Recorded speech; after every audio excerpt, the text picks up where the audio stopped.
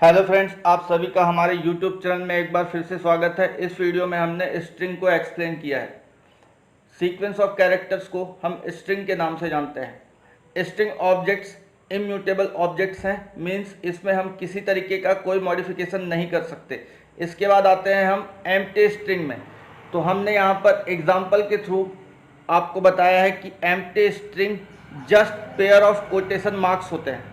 अगर हम double quotation marks या फिर ट्रिपल कोटेशन मार्क्स के अंदर भी कैरेक्टर या नंबर कुछ भी लिखते हैं तो पाइथन IDLE उसे स्ट्रिंग ऑब्जेक्ट्स के फॉर्म में ट्रीट करता है। तो अब हम देख लेते हैं IDLE के थ्रू कुछ एग्जांपल्स को। हम यहाँ पर सबसे पहले एक एम्प्टी स्ट्रिंग क्रिएट करेंगे और उसका डेटा टाइप देखेंगे कि उसका डेटा टाइप क्या दिखाता है। स्ट्रिंग हमने यहाँ पर क्रिएट कर लिया है। इसके बाद टाइप फंक्शन का यूज़ करके हम इस स्ट्रिंग का डेटा टाइप देख सकते हैं। यहाँ पर जो डेटा टाइप दिखा रहा है वो है स्ट्रिंग। अगर हम कोई दूसरा स्ट्रिंग क्रिएट करें और उसे हम नाम दें स्ट्रिंग 1 और इसमें हमने वैल्यू दी है 1 2 3 4 5। ये 1 2 3 4 5 हमने डबल इन्वर्टेड कॉमा के अंदर रखा हुआ है, या फिर बोल सकते हैं डबल कोटेशन के अंदर डाल के रखा है। अगर इस स्ट्रिंग 1 की बात करें तो इसका डेटा टाइप भी देखने के लिए हम टाइप स्ट्रिंग 1 लिखते हैं और इसके बाद इसका डेटा टाइप हमारे सामने डिस्प्ले होता है स्ट्रिंग।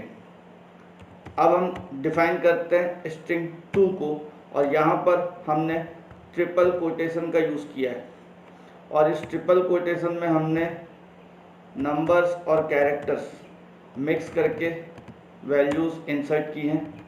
इसके बाद हम देखेंगे हमारे स्ट्रिंग 2 का डेटा टाइप क्या रिटर्न करता है। हमारे स्ट्रिंग 2 का जो डेटा टाइप होगा वो भी स्ट्रिंग ही होगा, जो कि आपके सामने डिस्प्ले हो रहा है। हमने यहाँ पर एक वेरिएबल लिया है सब्जेक्ट और उसके अंदर एक स्ट्रिंग वैल्यू स्टोर की है कंप्यूटर नाम से। अगर हम बात करें इसके लेंथ की तो हमारे पास लेंथ फंक्शन अवेलेबल है और सब्जेक्ट को एज अ पैरामीटर हम पास करेंगे तो इसका आउटपुट मिलेगा 8। अब हम देखते हैं फॉरवर्ड इंडेक्सिंग में जो इसकी इंडेक्सिंग होगी वो 0 से 7 के बीच में होगी और बैकवर्ड इंडेक्सिंग में जो इंडेक्स होगा वो -1 से -8।